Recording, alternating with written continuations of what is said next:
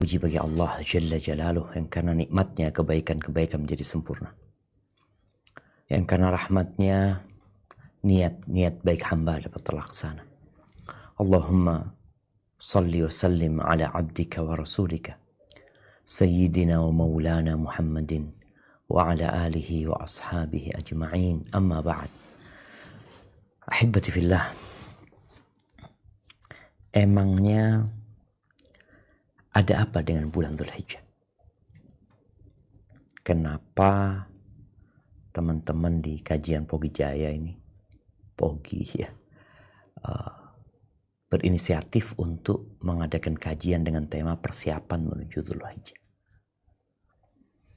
Ahibati fillah, manusia itu pelupa. Ya. Makanya kalau kita lihat kenapa iklan sebuah produk itu diulang.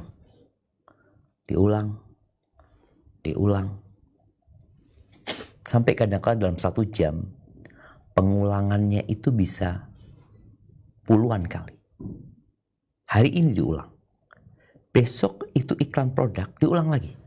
Di jalanan kita lihat iklan itu begitu banyaknya. Kenapa mereka membuat itu? Karena mereka tahu manusia itu harus diingatkan. Bicara Dzulhijjah, sebenarnya bulan ini bulan yang tiap tahun berulang gitu. Tapi karena kita lupa, bahkan sebagian kita nggak peduli, nggak mau tahu dengan bulan Dzulhijjah. Ditambah lagi manusia ini pelaku dosa. Kullu bani Adam khata'. Yang terkadang sebagian kita terjebak dalam dosa yang membuat dirinya menjadi budak nafsu dan syahwatnya sehingga dia lupa. Tadi kita bicara manusia pelupa. Manusia adalah makhluk yang suka berbuat dosa. Dosa ini membuat dia menjadi budak nafsu dan syahwatnya sehingga lupa kalau dunia ini tempat transit aja gitu loh. Orang seharusnya di tempat transit itu ya siap-siap. Siap-siap mau ngapain? Siap-siap mau berangkat gitu loh. Berapa banyak orang tuanya yang udah berangkat? Pergi dan tidak pernah kembali. Berapa banyak anggota keluarga yang dia cintain kemudian pergi tanpa pamit juga. Dunia ini penjara. Ada banyak aturan di penjara. Nabi SAW mengatakan ad-dunya sijnul mu'min wa jannatul kafir. Dunia itu penjara buat orang beriman. Ketika engkau beriman, otomatis engkau merasakan di penjara.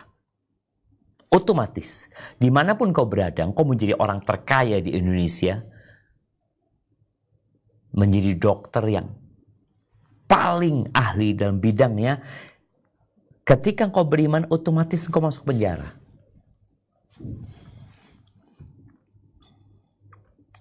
Orang di penjara itu ada aturan. Jam sekian harus bangun. Ya, kita lihat orang beriman. Bangun itu diatur. Lagi enak tidur disuruh bangun. Subhanallah. Lagi enak ngobrol disuruh berhenti. Lagi enak makan disuruh berhenti. Itulah penjara. Kita punya keinginan.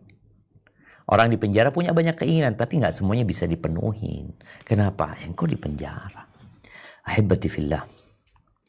Dan Allah Azza wa Jal menjadikan buat kita itu waktu-waktu mulia agar kita memperbaiki diri kita. Mempersiapkan diri untuk kematian. Banyak orang itu mempersiapkan diri untuk masa tua, untuk masa pensiun. Kita lihat ya orang-orang pejabat-pejabat negara atau ya yang biasanya pegawai sih. Itu akan mempersiapkan diri untuk masa pensiun. Dia akan bikin usaha. Bagaimana ketika dia pensiun dia sudah punya kegiatan, nantinya punya aktivitas yang menjadi sumber penghasilan dia. Itu orang cerdas. Tapi orang bijak itu yang persiapan untuk kematian. Karena kalau bicara rizki, engkau itu selama bernafas, engkau punya rizki, udah ditulis. Tapi setelah engkau mati, engkau akan ditinggal. Oleh siapa? Oleh keluargamu. Orang yang paling cinta kepadamu akan meninggalkan. Dan semua yang kau cintai, engkau akan tinggalkan. Bayangkan ya, dia meninggalkan dan dia ditinggal. Dia meninggalkan segala usaha dia dalam urusan dunia ini. Yang dia kuliah bertahun-tahun, dia tinggalin. Dia bangun rumah sakit. Dia punya usaha yang begitu besarnya, ditinggal. Maka ahibati fillah, Rasulullah SAW mengatakan tentang kita. Ini yang menjadi motivasi kita kajian sore ini. Kata Nabi SAW, ma min abdin mu'min illa walahu dhambun ya'taduhu al-fainata ba'da al-fainah. Tidak ada seorang hamba yang beriman melainkan dia punya dosa yang dia kerjakan dari satu waktu ke waktu lainnya. Nah, dia tobat, dia kerjain lagi, ada nggak gitu? Au dzambun huwa alaihi muqim la yufariquhu hatta yufariqad dunya. Atau dia punya dosa yang dia terus melakukannya sampai mati. Ada model yang kayak gitu. Innal mu'min khuliqa mufattanan tawwaban nasiya. Orang beriman itu diciptakan ya penuh dengan cobaan, diuji engkau, difitnah. Tapi orang mukmin itu suka bertobat gitu loh. Bukan ketika dia berbuat dosa, dia terus berbuat dosa, lupa, enggak. Nasia, dia pelupa. Tapi kata Nabi SAW, idza dzukira dzakar. Ini menjadi sebuah keutamaan buat seorang mukmin itu. Kalau dikasih peringatan, dia jadi ingat. Dia jadi ingat. Rawahu At-Tabrani dan disahihkan oleh Syekh Albani. Makanya kajian kita hari ini dalam rangka mengingatkan. Kemarin Ramadan kita begitu semangatnya beribadah. Tapi selesai Ramadan kita mulai turun. Ada yang turun sampai di bawah garis standar. Ada yang turun di garis standar. Tapi mau naik lagi dia berat. Dan ternyata menyambut Ramadan itu butuh persiapan panjang. Ada apa dengan Dzulhijjah? Kok kita nggak ngelihat ada flyer, ada pamflet ya untuk menyambut bulan Dzulhijjah? Kok Ramadan kan jelas. Selamat beribadah puasa. Di jalanan, di televisi. Ada nggak selamat beribadah di bulan Dzulhijjah? Jadi kalau persiapan yang pertama itu memang ilmu. Orang itu kalau tahu dengan sesuatu yang berharga, dia akan kejar. Dia akan jaga. Dia akan pelihara. Tapi ketika dia nggak tahu, ya dia nggak akan peduli ya. Contoh nih, orang punya cincin. Dia dikasih cincin. Cincin itu permata atau berlian. Oke, berlian. Tapi dia nggak tahu itu asli apa enggak.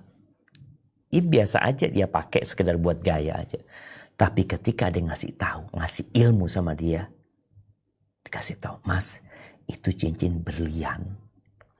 Harganya 1,5 M. Pertanyaannya, bagaimana sikap dia menghargai itu cincin? Akan berbeda.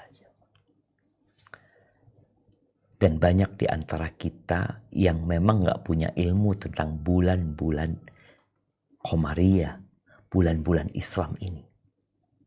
Maka tolong dihafal. Coba dibuka firman Allah di surat At-Taubah ayat 36. Nah, surat At-Taubah ayat 36.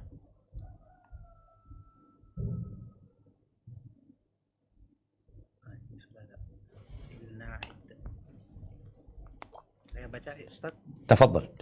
Baik, insyaallah. Bismillahirrahmanirrahim. Inna iddatasy syuhuri indallahi itsna asyara syahran fi kitabillahi yauma khalaqas samawati wal ard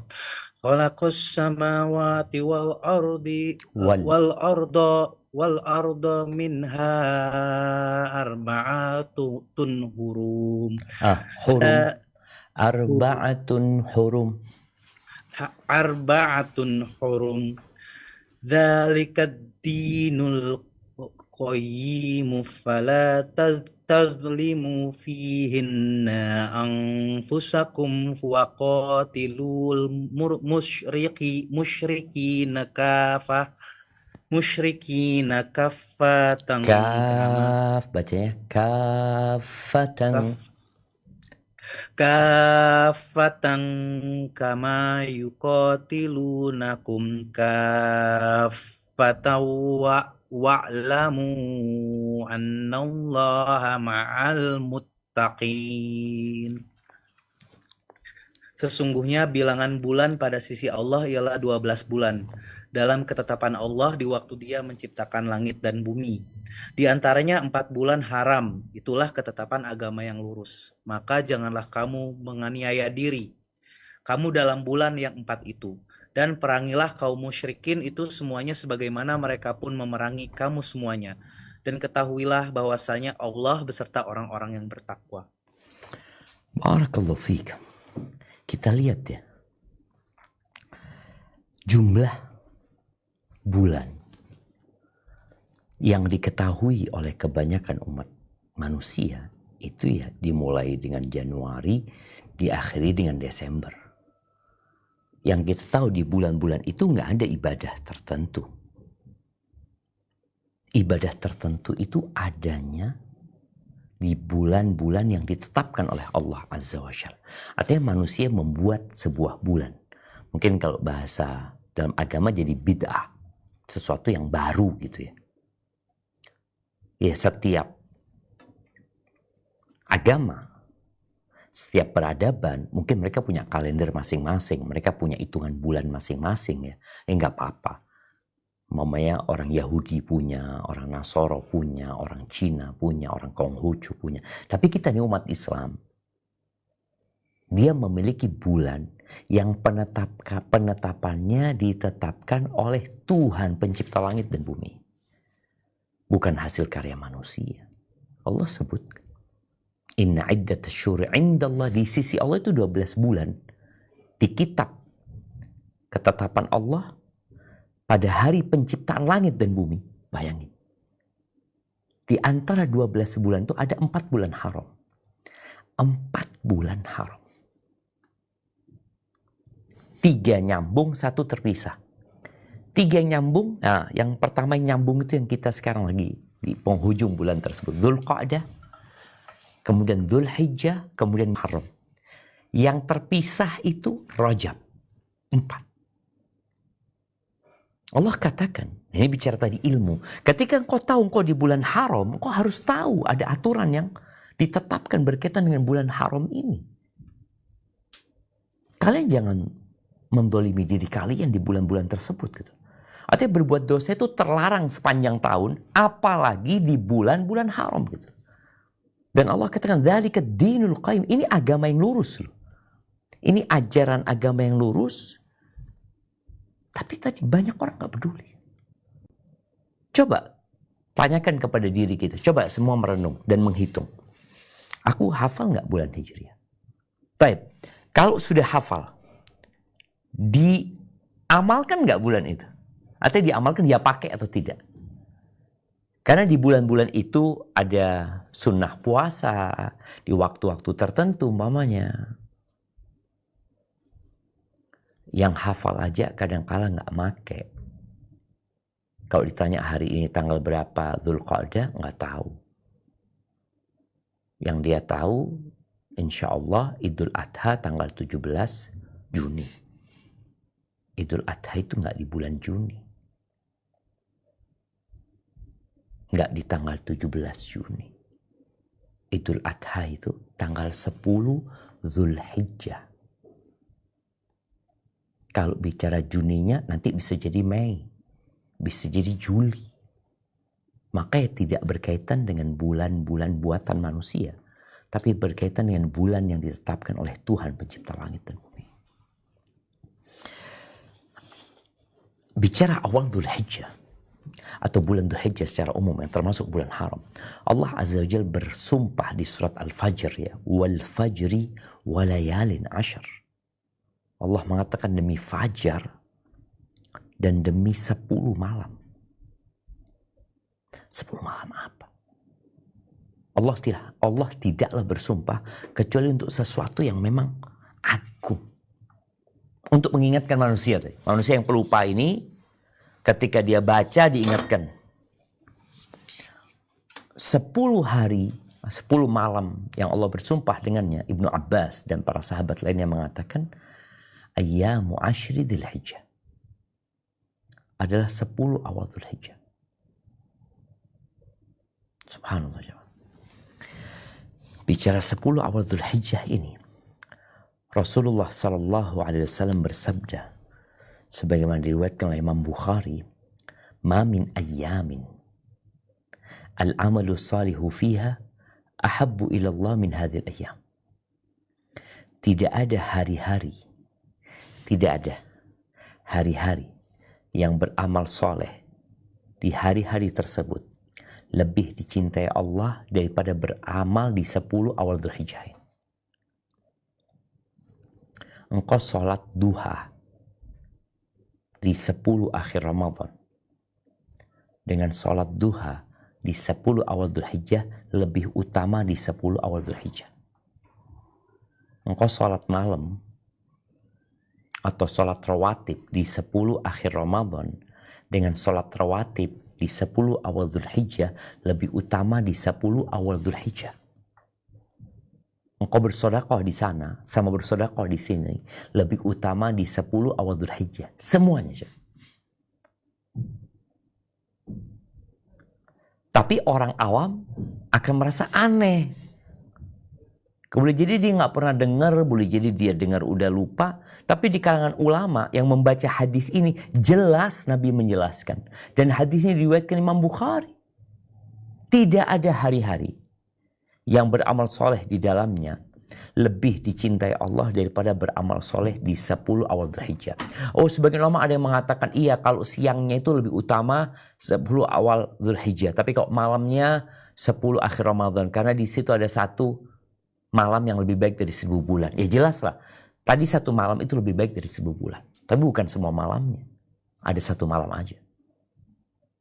Maka ketika Nabi menyampaikan ini, alaihi salatu wassalam, para sahabat bertanya, ya Rasulullah, mereka heran gitu loh. Bicara beramal soleh, nanti kita akan bicara semua amal soleh. Tapi ada beberapa amal khusus gitu. Mereka heran. Walal jihadu fi sabilillah. Apakah jihad fi sabilillah? Jihad fi sabilillah. Itu tidak dapat menandingi beramal soleh di 10 awal Dzulhijjah. Kata Nabi alaihissalatu wassalam, walal jihad fi sabilillah. Jihad di jalan Allah pun gak bisa menandingi beramal di 10 awal Dzulhijjah.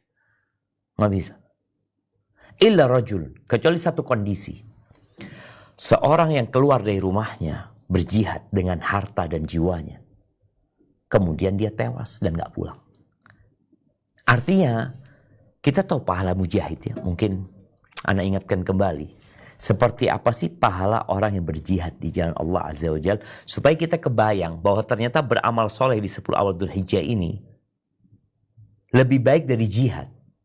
Kecuali jihad yang orang itu mati. Berarti kalau orang itu pulang ke rumahnya, menang itu pasukan, berarti beramal di 10 awal Dzulhijjah lebih utama. Iya. Pahala jihad fi sabilillah ini diriwayatkan Imam Bukhari dan Muslim.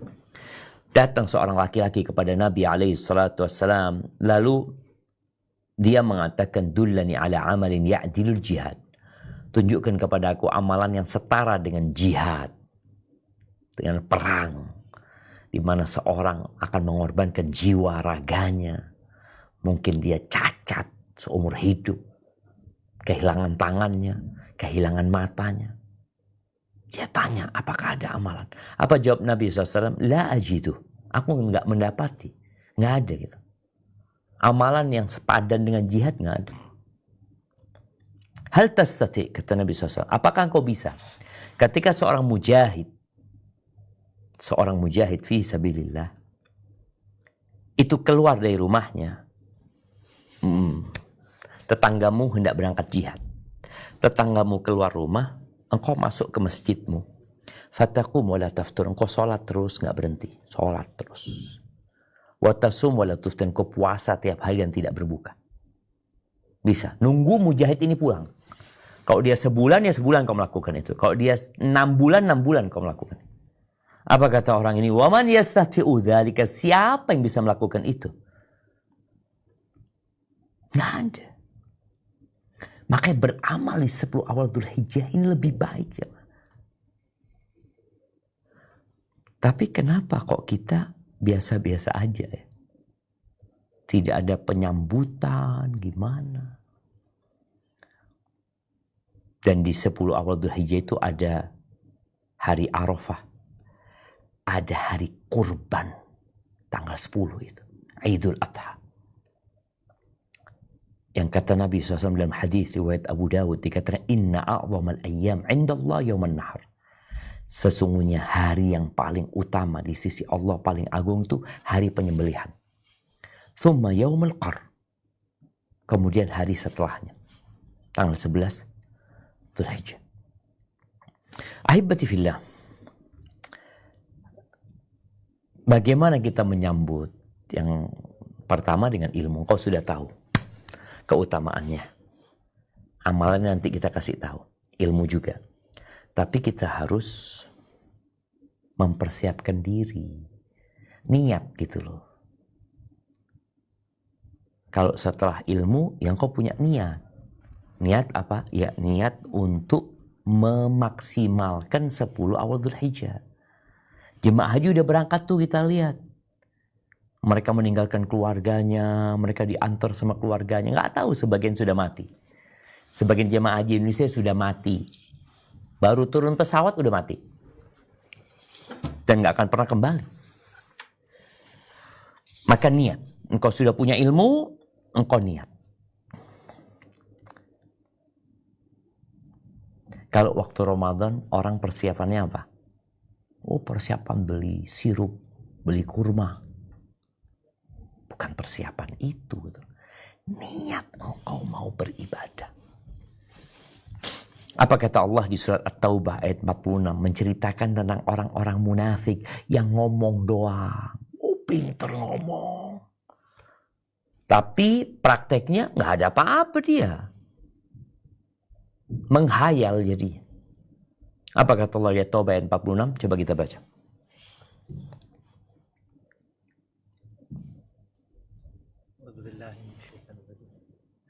Walau aradul khuruja la'addu lahu uddatan walakin karihallahum bi'athahum fathabbatahum wakila qa'udu ma'al qa'idin. Dan jika mereka mau berangkat, tentulah mereka menyiapkan persiapan untuk keberangkatan itu. Tetapi Allah tidak menyukai keberangkatan mereka. Maka Allah melemahkan keinginan mereka dan dikatakan kepada mereka, tinggallah kamu bersama orang-orang yang tinggal itu. Allahu Akbar, lihat jemaah. Ketika orang ilmu nggak punya, nggak belajar fikih tentang 10 awal Dzulhijjah, dia nggak akan punya keinginan. Kalau engkau benar punya keinginan, engkau akan mempersiapkan diri. Orang kalau dikatakan, kau mau berangkat, kata dia. Iya, insya Allah aku berangkat. Berangkat apa? Aku mau berangkat mudik nih. Benar, insya Allah. Loh, kok nggak siap-siap? Engkau kok nggak siap-siap? Bohong engkau. Iya. Ketika orang ngomong, dia mau mudik, tapi ternyata dia nggak mempersiapkan diri, oh bohong berarti. Karena semua butuh persiapan. Maka kalau ada orang mau menyambut 10 awal Dzulhijjah, persiapan yang pertama belajar. Ya, sekarang ini kita mempersiapkan diri. Belajar ilmu sebagai bentuk keseriusan kita. Yang kedua bertobat. Engkau benar mau menyambut bulan Dzulhijjah, bertobat. Kenapa? Ada banyak amalan yang perlu kita berlomba-lomba mengamalkannya. Kalau kita nggak tobat, kita akan lemah untuk mengamalkannya. Karena dosa ini seperti sumbatan-sumbatan yang ada di jantung. Dosa itu membuat karat di jantung. Sebagaimana kita tahu orang yang kena penyakit jantung itu susah dia beraktivitas. Bahkan kalau serangan jantung itu datang, dia seperti tertindih sesuatu yang berat sekali, susah bernafas, keringat dingin. Maka bersihkan hatimu. Ketika seorang istighfar, mohon ampun sama Allah, noktah hitam di hatinya itu dibersihkan. Kemarin engkau sudah tobat sebelum Ramadan. Masuk Ramadan kau bersih-bersih diri. Masuk Syawal kembali berbuat dosa. Dzulqa'dah ya ada sedikit dosa ini dan itu. Dzulhijjah tobat sama Allah Azza wa Jalla. Allah mengatakan watubu ilallahi jami'an. Taubatlah kalian semuanya. Oh enggak, anak enggak termasuk pelaku dosa. Orang yang merasa bersih itu orang yang enggak bersih. Orang yang merasa kotor itu orang yang sedang bersih-bersih diri. Ayyuhal mu'minun la'allakum tuflihun. Wahai orang-orang beriman, agar kalian selamat gitu. Agar kalian sukses. Kemudian bertekad untuk memaksimalkan amalan di 10 awal Dzulhijjah. Ada tekad. Tekad itu dengan buat program. Ya. Apa? Kalau amalannya haji, ya berangkat haji. Amalannya kurban, ya nabung gitu loh. Insya Allah aku mau beli gitu loh. Fulusnya nggak dibuat hal-hal lain. Enggak lah, nanti itu insya Allah habis hajian aja. Karena dia enggak, aku mau berkorban gitu loh. Jadi kesungguhan untuk memanfaatkan kesempatan ini, kemudian meninggalkan kemaksiatan. Jadi tobat, kemudian menjauhi kemaksiatan. Udahlah, jauhi kemaksiatan, jauhi kawan-kawan yang mengajakmu untuk foya-foya, mengajakmu untuk maksiat, atau mengajakmu untuk hal-hal mubah. Sudah, mau liburan ini tunggu dulu lah. Ini 10 awal Dzulhijjah ini gak tergantikan gitu loh. Kalau untuk bermain-main, jalan-jalan nanti. Oh kan liburan, iya. Liburan. Tapi hari ini gak tergantikan. Ahibati fillah. Dari 355 hari dalam setahun. Bukan 365. Kita bicara bulan-bulan Allah Azza wa Jalla. 355 hari kira-kira. Ada 10 hari. Kemarin 10 hari di akhir Ramadan. Ini 10 hari di awal Dzulhijjah. Yang perlu kita mempersiapkan diri. Kalau bicara amalan apa saja, maka amalan yang pertama tentunya pelaksanaan ibadah haji. Dan haji ini rukun Islam. Kalau bicara rukun ya kewajiban, orang nggak boleh enggak gitu loh. Tapi kan ada amalan yang anjuran. Haji lagi. Haji itu sekali wajibnya. Tapi kalau engkau punya rezeki, boleh haji lagi. Dan kata Nabi alaihi salatu wassalam, al-umratu ila al-umrati kafaratun lima bainahuma. Dari satu umrah ke umrah selanjutnya, itu penghapusan dosa untuk yang diantara keduanya. Wal hajjul mabrur laisa lahu jazaa'un illa jannah. Muttafaq alaih.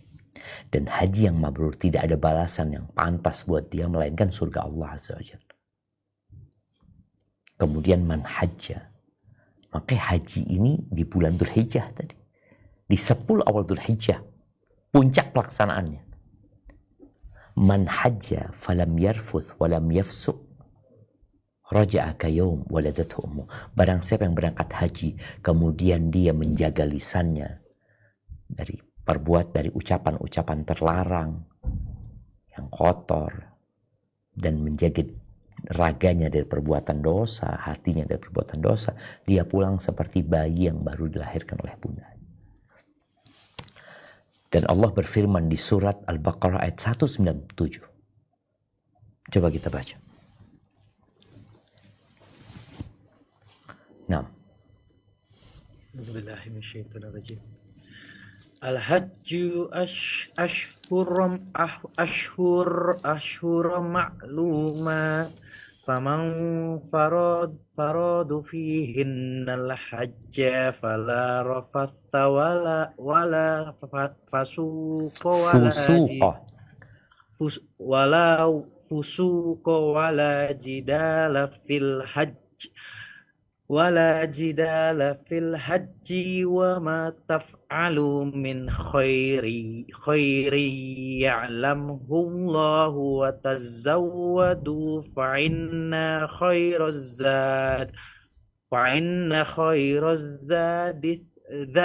zadi taqwa wattaquni ya ulil albab. Musim haji adalah beberapa bulan yang dimaklumi barang siapa yang menetapkan niatnya dalam bulan itu akan mengerjakan haji, maka tidak boleh rafas, berbuat fasik, dan berbantah-bantahan di dalam masa mengerjakan haji. Dan apa yang kamu kerjakan berupa kebaikan, niscaya Allah mengetahuinya. Berbekallah, dan sesungguhnya sebaik-baik bekal adalah takwa, dan bertakwalah kepadaku, hai orang-orang yang berakal. Ya, kalau dibilang bulan haji itu dari bulan Syawal. Syawal, Dzulqa'dah, Dzulhijjah. Dan penamaan Dzulhijjah, bulan yang ada haji di dalamnya. Karena memang puncak dari ibadah haji itu tanggal 8, hari Tarwiyah, di mana orang-orang berada di Mina. Tanggal 9 mereka wukuf di Arafah. Tanggal 10 mereka lempar jumrah dan menyembelih hewan kurban mereka. Kemudian tanggal 11, tanggal 12, tanggal 13. Itu. Dan disebutkan di ayat yang baru saja kita baca. Kebaikan apapun yang kalian lakukan, Allah tahu. Sehingga seorang ketika berbuat, nggak usah nunggu dilihat orang, nggak nunggu balas budi orang, udah nggak ada. Dan bicara bekal takwa, menjalankan perintah, menjauhi larangan. Maka, dan haji ini adalah ibadah yang spesial buat para wanita khususnya. Ketika para wanita hendak berjihad, kata Nabi SAW, lakunna jihadun la qitada fi. Kalian punya jihad yang gak ada perang di dalamnya. Yaitu apa? Haji mabrur. Haji mabrur. Taib, itu amalan yang pertama. Amalan yang kedua, puasa. Di 10 awal Dzulhijjah ini, perbanyak puasa. Karena kita tahu, ibadah puasa ini memiliki keutamaan tersendiri. Di antara ibadah-ibadah yang lainnya. Kullu amal ibni Adam lahu illa shaum, kata Allah Azza wa Jalla dalam sebuah hadis qudsi. Semua amalan Adam itu milik dia. Hitungannya udah jelas. 1 dilipat gandakan jadi 10, jadi 700 kali lipat dari kelipatan yang Allah kehendaki. Kecuali puasa. Puasa itu milikku, kata Allah. Aku yang akan memberikan pahala. Maka yang kemarin puasa Ramadan, kemudian puasa Syawal, alhamdulillah, di bulan Dzulhijjah ini puasa dari tanggal 1 sampai tanggal 9. Nah, khususnya tanggal 9, artinya nggak harus, kita bicara nggak harus. Puasa yang wajib cuma Ramadan. Engkau nggak mau puasa sepanjang tahun kecuali Ramadan, kau sudah menjalankan kewajiban. Tapi kita tahu berapa banyak orang yang puasa. Rubba sha'imin, kata Nabi SAW, haddu min siyamihi al-ju' wal atash. Dia tidak mendapatkan apa-apa kecuali lapar dan haus.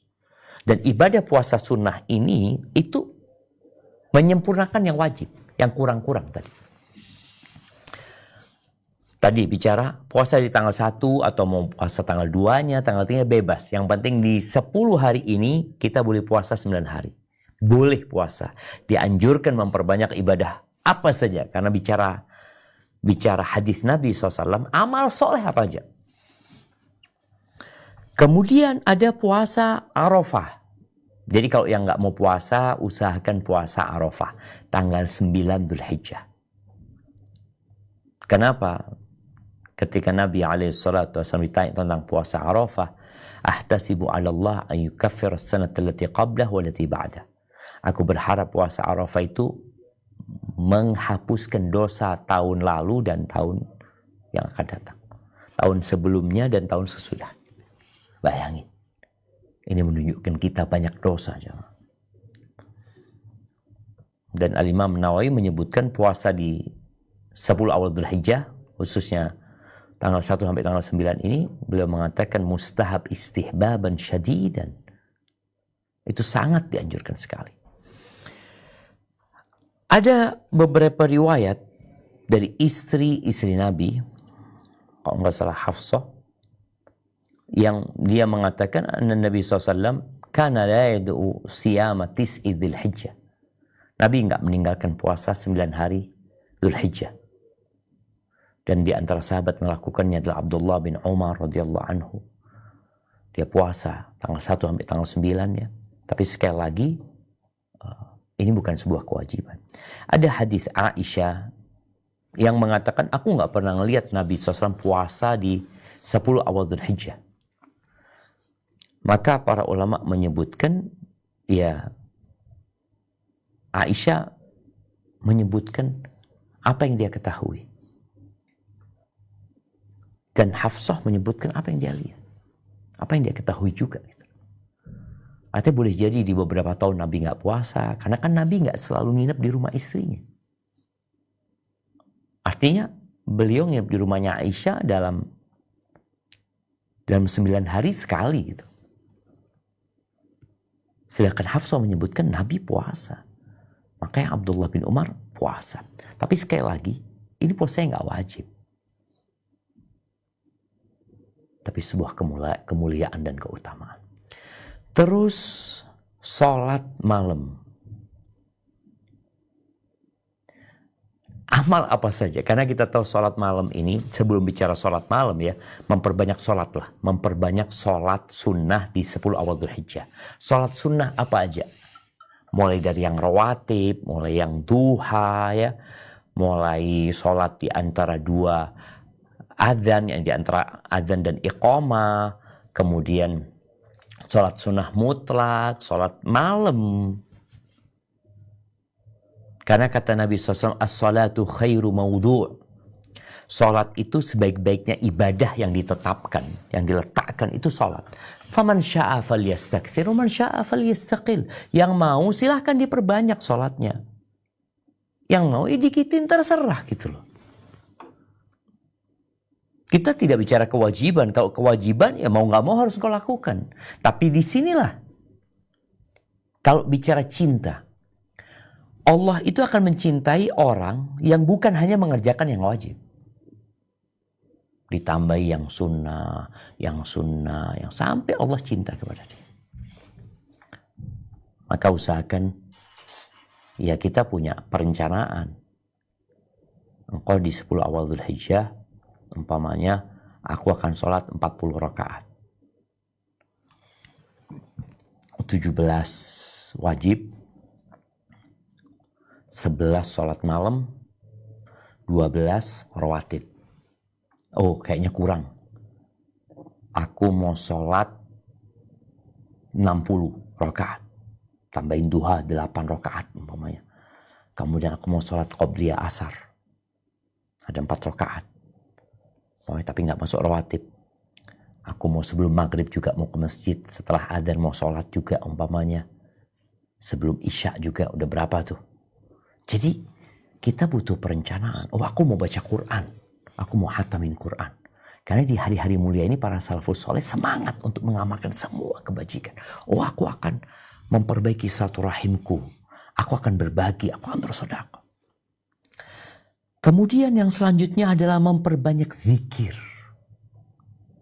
Dan buat para jemaah haji yang berangkat haji, ingat ibadah haji ini bukan ibadah bersama-sama, ibadah masing-masing. Nggak ada pemimpinnya ibadah haji itu. Nggak seperti sholat yang ada imamnya. Semua masing-masing. Pelaksanaan tawafnya sendiri-sendiri.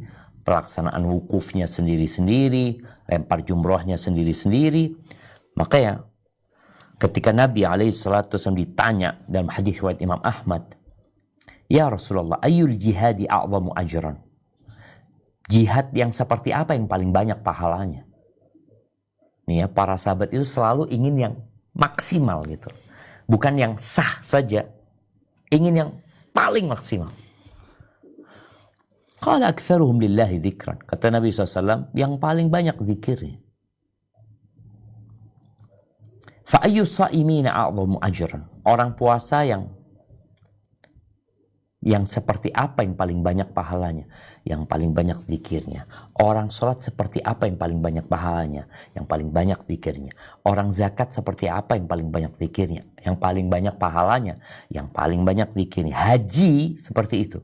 Setiap ditanya tentang satu ibadah, beliau mengatakan yang paling banyak pahalanya, yang paling mulia adalah yang paling banyak zikirnya. Kata Abu Bakar Siddiq radhiyallahu anhu, "Ya Aba Hafiz, dhahabat dzakiruna bikulli khair." Ngomong sama Umar. Orang-orang yang berzikir ini borong pahala semuanya. Dengan semua kebaikan dia bawa. Padahal zikir ini tidak butuh berwudu, tidak butuh ngadep kiblat. Zikirnya bisa dilakukan engkau tiduran, engkau duduk, engkau jalan, engkau naik kendaraan. Maka perbanyak zikir. Fadhkurullaha dzikran katsira. Dan ada zikir khusus, takbiran yang kita sering dengar, ya Allahu Akbar, Allahu Akbar. La ilaha illallah, wallahu akbar. Allahu Akbar walillahil hamd. Di hadis riwayat Imam Ahmad, Abdullah bin Umar bin Khattab radhiyallahu anhuma, dia meriwayatkan dari Nabi SAW bahwa beliau bersabda, "Ma min ayyamin a'zamu indallah." Tidak ada hari-hari yang lebih besar di sisi Allah. Wala ahabbu ilaihi al-amal fihin min hadhil ayyamil ashar. Tidak pula lebih dicintai Allah beramal soleh di dalamnya daripada 10 awal Dzulhijjah ini. Lalu apa kata beliau? Fa'akthiru fihinna.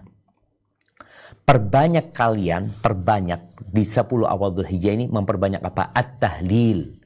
Ucapan apa? La ilaha illallah wat takbir. Allahu Akbar, Allahu Akbar. La ilaha illallah wallahu akbar wat tahmid.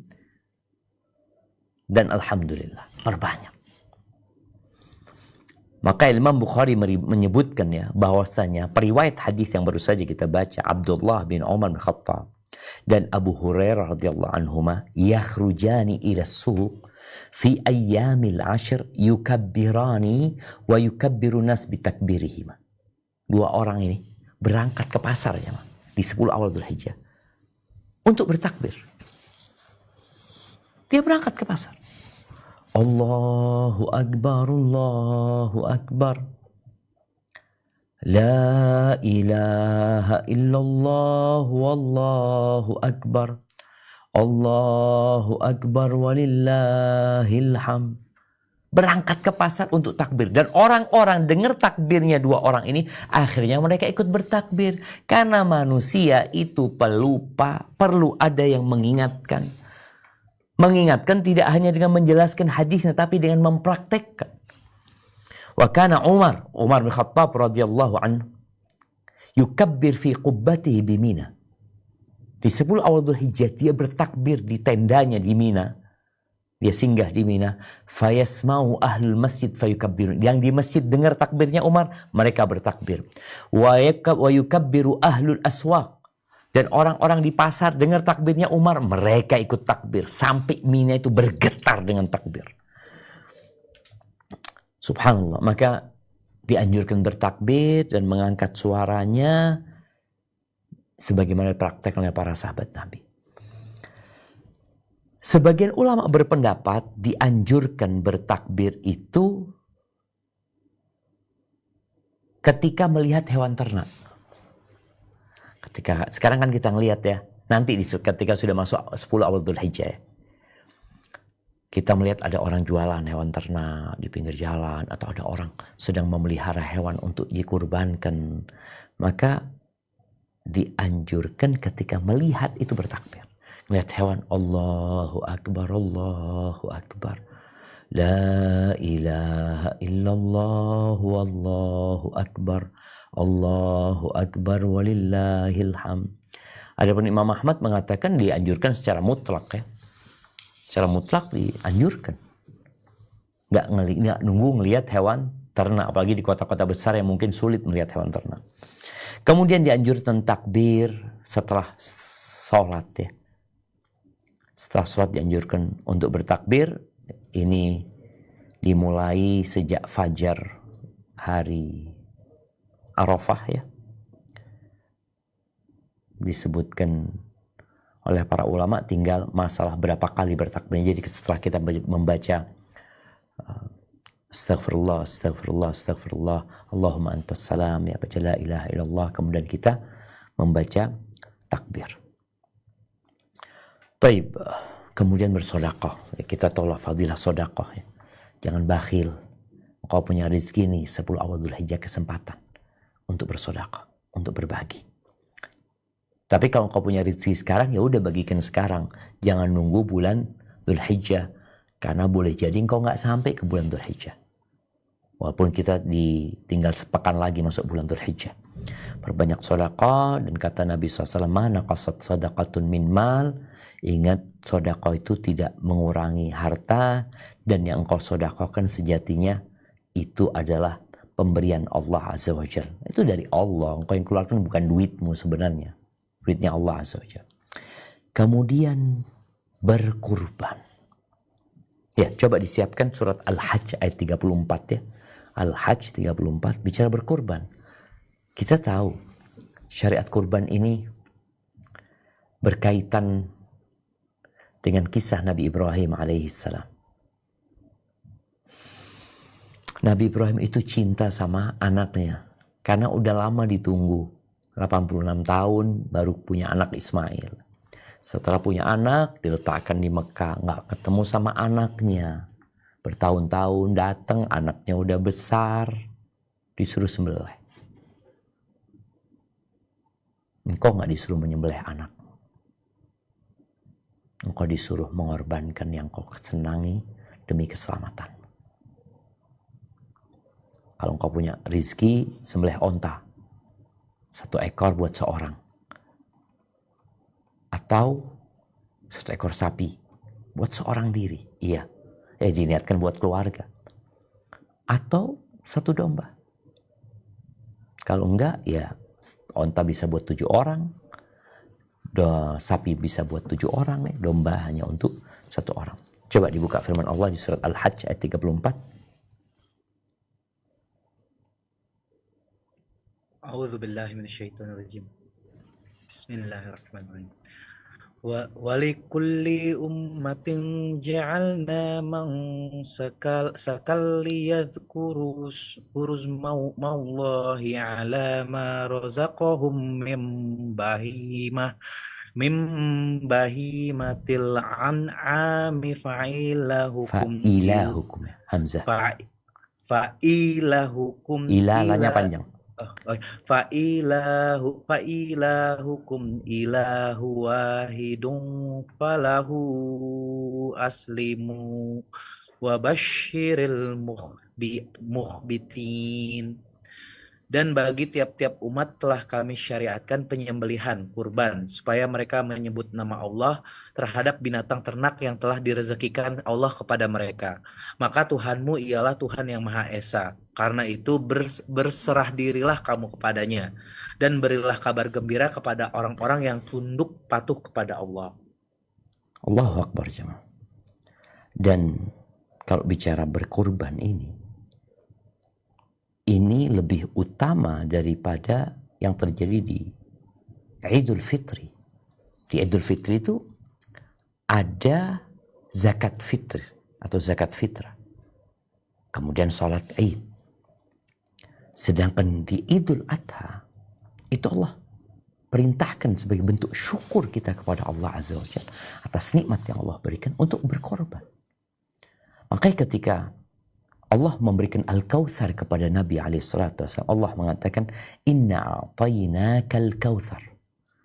Sesungguhnya kami memberikan kepadamu Al-Kautsar.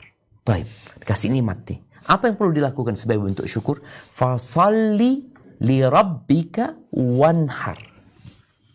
Salatlah engkau untuk Tuhan dan sembelihlah. Jadi ini kesempatan buat kita bersama untuk membuktikan syukur kita atas nikmat yang Allah berikan. Lalu kita akan inna salati wa nusuki wa mahyaya wa mamati lillahi rabbil alamin. Untuk Allah Rabbul Alamin. Sesungguhnya salatku, sesembelihanku, hidup dan matiku untuk Allah. Lillahi rabbil alamin. Dan bagi yang hendak berkorban, ada syariat lain nih. Jadi ketika masuk, ini bicara ilmu lagi ya. Ketika masuk awal Dzulhijjah, nanti udah kelihatan ya, hilal Dzulhijjah itu kita dilarang untuk mengambil motong rambut, untuk potong kuku kita, sebagaimana disebutkan oleh Ummu Salamah radhiyallahu taala anha yang diriwayatkan oleh Imam Muslim. Jadi yang ingin berkorban, sebagian mensyaratkan harus sudah beli hewan kurbannya. Tapi kalau belum, yang belum tentu dia berkorban, ya enggak.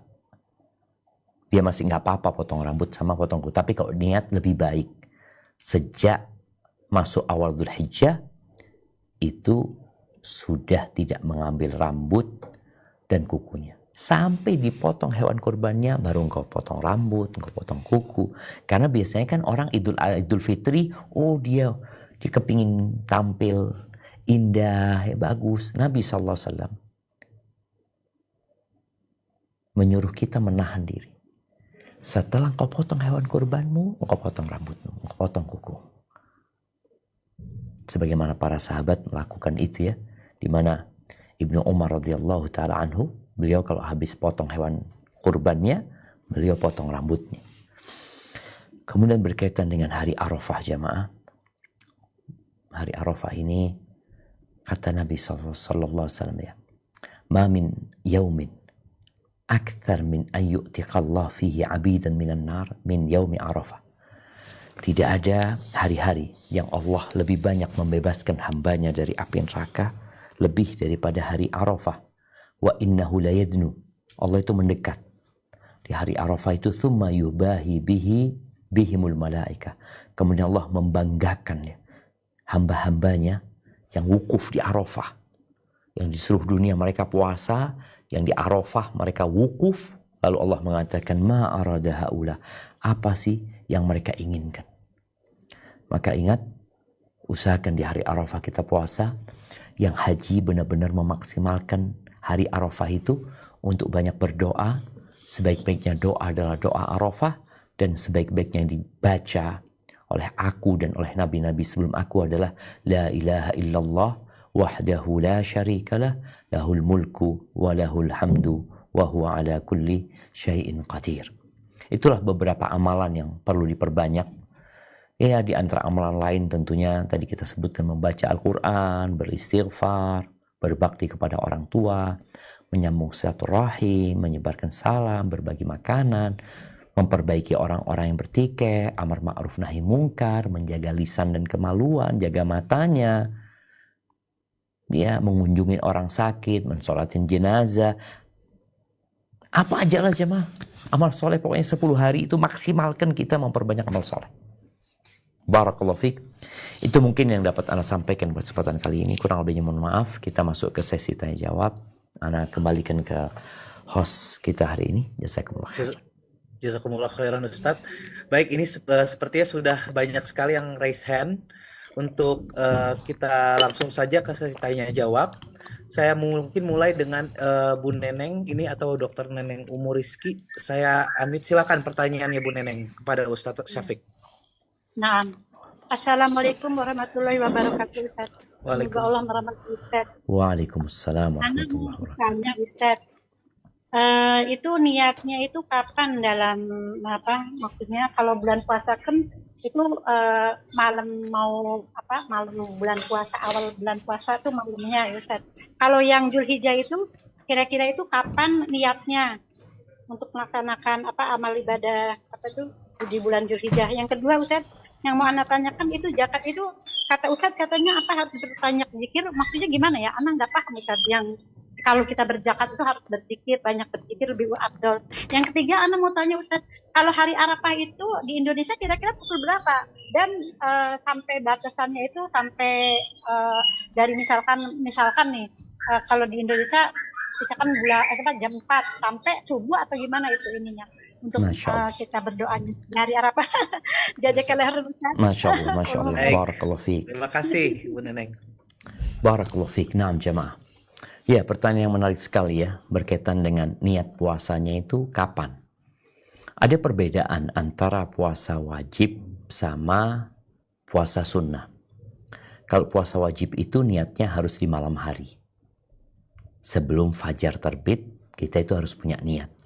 Kata Nabi SAW, la siyama liman lam yubayyithu minal lail. Nggak ada puasa, artinya nggak sah puasa orang yang nggak niat puasa dari malam hari. Adapun kalau puasa sunnah, maka boleh niatnya di siang hari. Artinya orang itu nggak makan dari pagi, terus dia, aduh ini sudah masuk tanggal 1 Dzulhijjah ya. Artinya dia mungkin kemarin sibuk, lupa ini itu, tahu-tahu kasih teman, ini udah tanggal 1 Dzulhijjah loh, tadi malam diumumin gitu ya. Kalau gitu aku mau puasa, nggak apa-apa. Jadi bedanya puasa wajib sama puasa sunnah itu ya boleh diniatkan di pagi hari kalau memang kita belum makan apa-apa, tapi lebih utama di malam hari supaya pahalanya itu dimulai sejak fajar. Ya tiap hari kita niat ketika memang puasa. Beda dengan Ramadan, ada yang membolehkan niatnya buat 1 bulan. Karena ini puasa sunnah lebih longgar.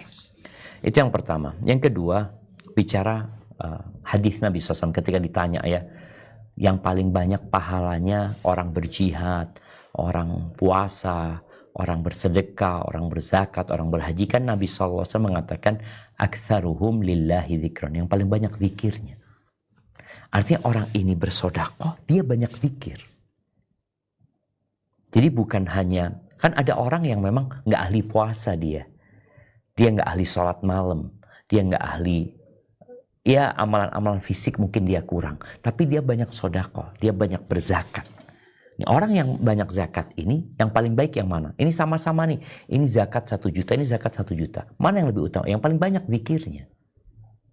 Artinya dalam proses dia menyiapkan zakatnya, mengantarkan zakatnya, dia banyak berzikir kepada Allah SWT. Tapi berkaitan dengan hari Arafah, ya bicara wukuf di Arafah sebenarnya dimulai sejak matahari tergelincir sampai matahari terbenam. Itu yang masuk rukun yang harus dilakukan oleh mereka. Wajibnya, artinya wajibnya dari dia rukun haji dan wajibnya sejak matahari tergelincir sampai matahari terbenam. Kalau kita di Indonesia, ya sudah kita memperbanyak berdoa di hari Arafah itu. Karena memang kita tidak wukuf di Arafah, tapi kita sedang puasa Arafah. Dan bicara puasa Arafah dimulai dari fajar terbit sampai matahari terbenam. Maka di waktu itulah kita memperbanyak berdoa memohon kepada Allah Azza wa Jalla. Memang ada di beberapa negara di masa lalu itu, ada yang namanya ketika mereka di siang hari Arafah, mereka itu di masjid, mereka itu berzikir, berdoa, mohon sama Allah sampai matahari terbenam. Artinya kita kalau mau memanfaatkan seperti ini juga nggak apa-apa juga. Ketika kita setelah matahari tergelincir, kita fokus ibadah di rumah kita, baca Quran, berdoa, berzikir sampai matahari terbenam. Hadza wallahu a'lam bissawab. Naam. Baik. Jazakumullah khairan. Baik Ustadz, semoga menjawab ya Ibu Neneng dari 3 pertanyaan tadi. Saya lanjutkan dengan Bu Zwasti. Silakan Bu Zwasti Andria. Assalamualaikum warahmatullahi wabarakatuh. Waalaikumsalam warahmatullahi wabarakatuh. Ana mau bertanya soal fenomena haji sekarang ini Ustadz. Siap. Alhamdulillah Ana berangkat haji tahun lalu Ustadz, diberi kesempatan oleh Allah. Tapi Ana ngelihat fenomena haji ini seperti kayak di tenda di Mina, itu kadang gontok-gontokan Ustadz, karena itu toiletnya antri, kemudian ada igola antara yang haji VIP dengan haji reguler gitu. Kadang-kadang kerasa kayak semacam ada sekat gitu Ustadz. Terus yang kedua Ustadz, fenomena yang Ana lihat juga di jamaah ini ketika di Madinah terutama Ustadz itu hebohnya beli oleh-oleh gitu Ustadz. Dan kebetulan ada sahabat Ana yang udah duluan juga berhaji Ustadz. Beliau bilang kalau kamu sudah beli oleh-oleh sampai menambah koper, itu diragukan hajinya mabrur atau enggak. Bagaimana tanggapan Ustadz dengan perihal itu Ustadz? Jazakillah khairan katsira Ustadz. Assalamualaikum warahmatullahi wabarakatuh. Waalaikumsalam warahmatullahi wabarakatuh. Naam, ahibati fillah ya. Ya, kalau bicara fenomena haji, ada yang plus, ada yang VVIP, ada yang fasilitasnya begitu dahsyatnya, ada malah yang biasa-biasa aja ya. Yang pertama ketahuilah, innamal a'malu binniyat wa innamal likulli imri'in ma nawa. Amal itu tergantung niatnya. Dan semua orang akan mendapatkan balasan sesuai dengan yang dia niatkan. Karena memang ada orang-orang orang kaya yang dia nggak biasa capek. Dia nggak biasa antri. Maka haji ini sebenarnya perjalanan menuju kepada Allah. Pertemuan di antara semua umat Islam yang mereka tidak saling mengenal dari berbagai negeri, dari berbagai daerah, yang kemudian mereka menjadi satu untuk menjadi satu tubuh yang saling mencintai, yang saling mengasihi, saling menyayangi. Itu seharusnya yang terjadi. Jadi bulan haji ini menjadi bulan pertemuan umat Islam. Mau pangkatnya apa? Maka kita lihat ya, kenapa pakaiannya dibikin sama gitu loh. Ya udah itu. Karena kalau enggak, orang itu akan menunjukkan siapa dia. Semua orang boleh jadi di kantornya dia nomor 1. Di tempat kerja dia nomor 1. Ketika dia berangkat haji, dia nggak punya nomor. Dia sama dengan yang lainnya. Maka yang dikatakan tadi terjadi gontok-gontokan, keributan di tenda Mina. Nah, karena memang ya itu ujiannya jemaah haji. Allah Azza wa Jalla mengatakan, "Faman farada fihinnal hajj fala rafatha wala fusuqa wala jidala fil hajj." Orang yang berangkat haji itu hati-hati lisannya, dijaga. Jangan berbuat dosa dan jangan berbantah-bantahan. Jadi kadang-kadang keributan yang terjadi itu malah menunjukkan tanda-tanda haji nggak mabrur. Tanda haji yang mabrur itu orang jadi lebih kalem, orang tuh lebih mementingkan orang lain, lebih bersimpati dan empati kepada sesama. Itu seharusnya yang ada pada dia. Tapi ketika haji hanya memikirkan dirinya, ini ada masalah gitu loh. Makanya Nabi SAW ketika beliau haji, beliau itu pelana ontanya itu udah kuno, udah lama. Harganya cuma 4 dirham. Jadi bukan bicara kenyamanan, keenakan. Tapi bukan berarti terlarang. Enggak apa-apa. Kau mau tenda VIP, fadol. Pahala itu sesuai dengan kelelahan yang didapatkan. Makanya jemaah haji yang tendanya dekat dengan yang jauh, beda. Pahalanya beda. Sesuai dengan kelelahan. Langkahnya lebih banyak. Sholat di masjid. Orang yang rumahnya 50 meter sama orang yang rumahnya 200 meter. Beda pahalanya. Maka itu yang harus kita hadirkan. Kita sedang menuju kepada Allah. Kita sedang berlomba-lomba dalam kebaikan. Bicara ngantri di toilet. Nah, sampai ada salah satu jemaah haji yang mengatakan, Ustaz, ana punya duit, ana mau bikin toilet sendiri. Nggak bisa. Engkau punya duit miliar, tapi nggak bisa bikin toilet sendiri. Ya sudah bersama-sama di sini. Maka harapan ana bagi semua penyelenggara haji dan umroh ya, baik yang ONH+, baik yang furoda, baik yang reguler, itu tolong jamaah ini benar-benar dimantapkan, bukan manasik hajinya saja, tapi berkaitan dengan mental dan keimanan mereka. Engkau ini menuju kepada Allah. Engkau sampai sana bukan siapa-siapa. Yang ada engkau hamba Allah SWT. Ini mungkin yang perlu diperhatikan ya, tugas para ustadz ya, tugas para pembimbing ya. Soalnya memang momentum haji ini juga dimanfaatkan untuk mencari uang sebanyak-banyaknya oleh sebagian pihak di sana. Mereka ingin memberikan fasilitas, kadangkala kerakusan kepada keuntungan membuat mereka nggak peduli lagi gitu loh. Sampai tadi jumlah jamaah di tenda yang seharusnya 100 diisi 150 ya. Tahun lalu Anda melihat jamaah itu sampai tidur di di depan toilet, ya di jalanan. Anak ingat, anak tidur itu ya Allah sempit sekali, nggak bisa goyang sama sekali. Karena ada permainan ya, orang-orang yang mencari keuntungan lebih besar. Ini yang menakutkan sebenarnya. Tapi sekali lagi semua tergantung niatnya dan tidak semua yang berangkat haji mabrur. Enggak. Bahkan sebagian ulama dari kalangan salafus saleh ketika melihat rombongan banyak, kok banyak ya rombongannya yang melakukan perjalanan. Tapi sedikit yang haji. Karena haji itu menuju kepada Allah Azza wa Jalla dan kita mengatakan labbaik Allahumma labbaik. Kita mengatakan aku datang memenuhi panggilanmu ya Allah. Labbaik la syarika laka labbaik. Tiada sekutu bagimu ya Allah. Aku datang memenuhi panggilanmu. Innal hamda. Kita mengatakan sesungguhnya segala pujian, segala nikmat, laka wal mulk, segala kepemilikan itu milikmu ya Allah. Benar-benar menyatakan kita ini gak punya apa-apa.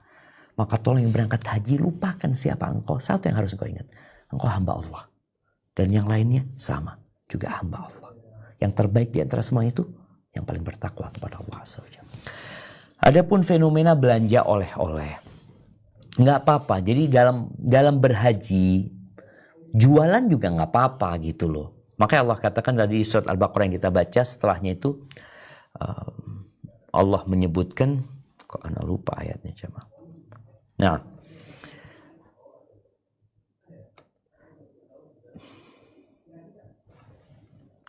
bentar jemaah supaya anak nggak salah baca ayatnya. Iya, di ayat 198 Allah Azza wa Jalla menyebutkan laisa alaikum junahun an tabtaghu fadlan min rabbikum. Nggak apa-apa kalian berangkat haji juga jualan nggak apa-apa gitu loh.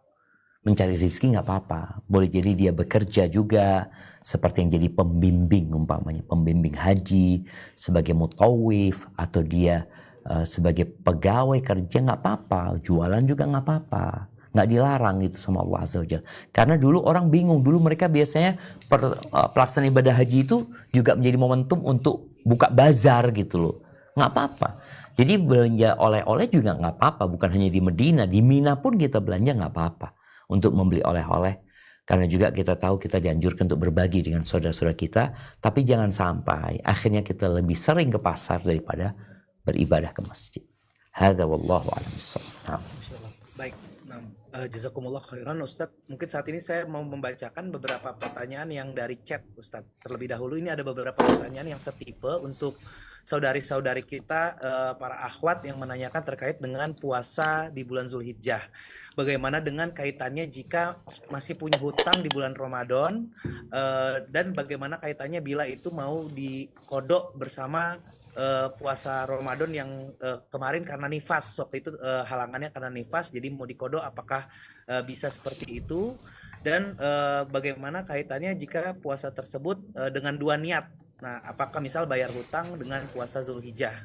Dan apakah dibenarkan seperti itu untuk para akhwat-akhwat yang ingin menjalankan puasa Zulhijjah? Tafadhol Ustaz. Masya Allah, barakallahu fiik.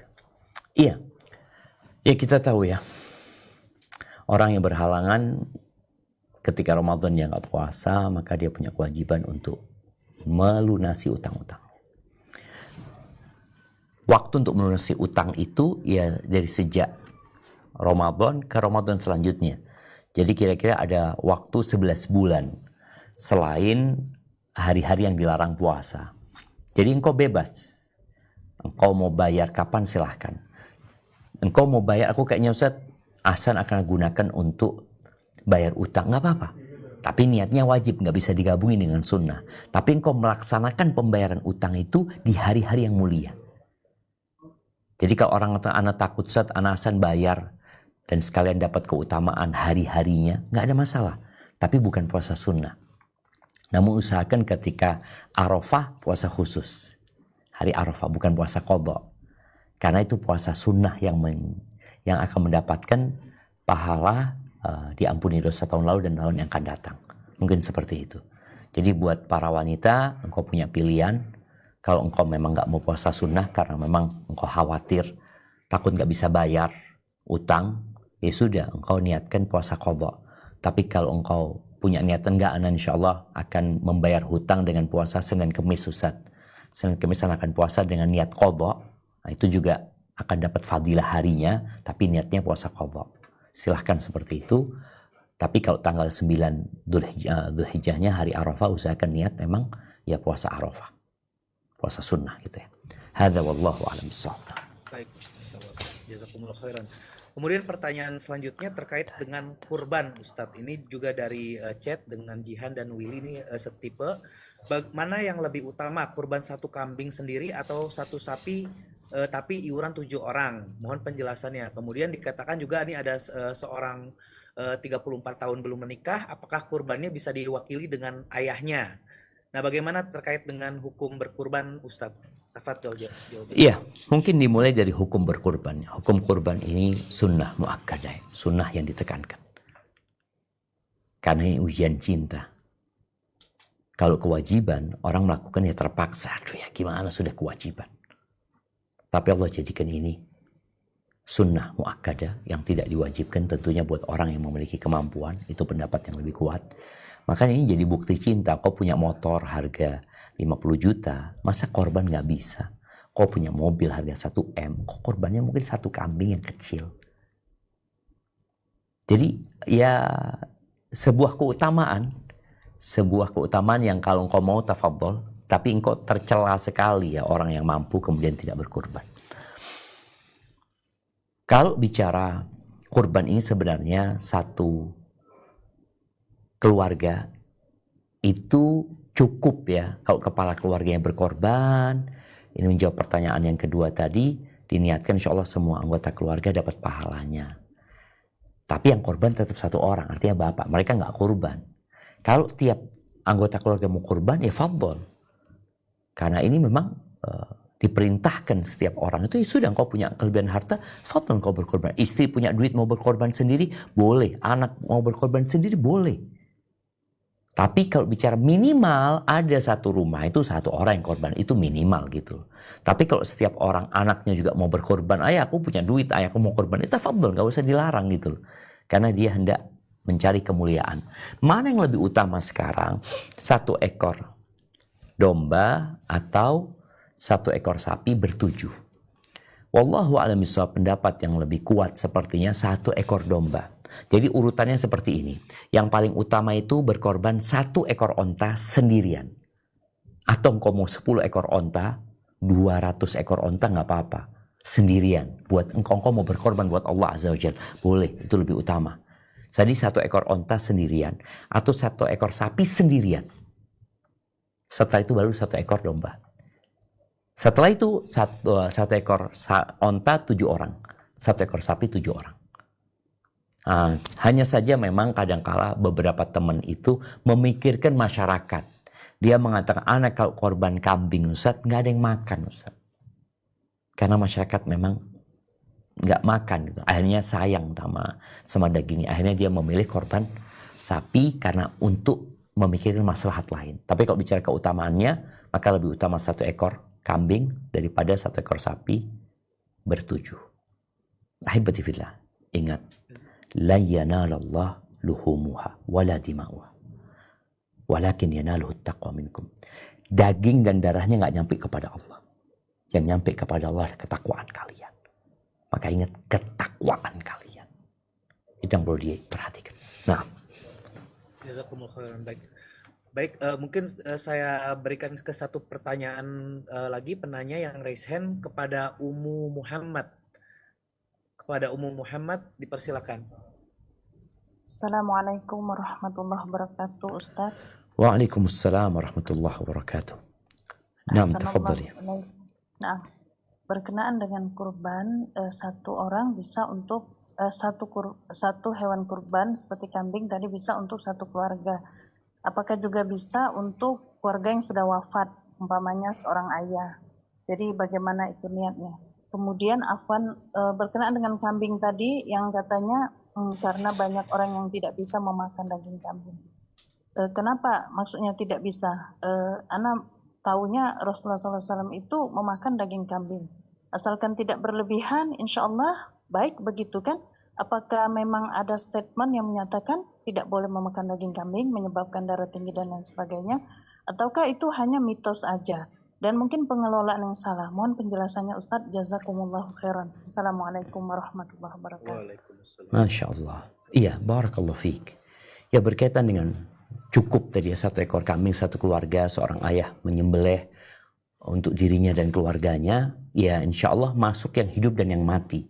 Ketika dia menyebutkan ini buat aku dan keluargaku, yang memang dia niatkan buat keluarganya yang hidup dan yang mati, semoga dia dapat. Tapi memang ketika seorang menyembelih kurban itu sejatinya buat orang-orang yang hidup gitu loh di sana. Kecuali dia niatkan memang buat yang mati. Insya Allah yang mati juga akan dapat pahala ya. Apalagi kalau dia niatkan khusus dia nyembelih kurban ini buat orang tuanya ya. Jadi mungkin seperti itu ketika dia niatkan buat dirinya dan keluarganya, keluarga yang menjadi tanggung jawab dia, semoga dapat bagian pahala walaupun mereka sudah meninggal dunia ketika itu diniatkan.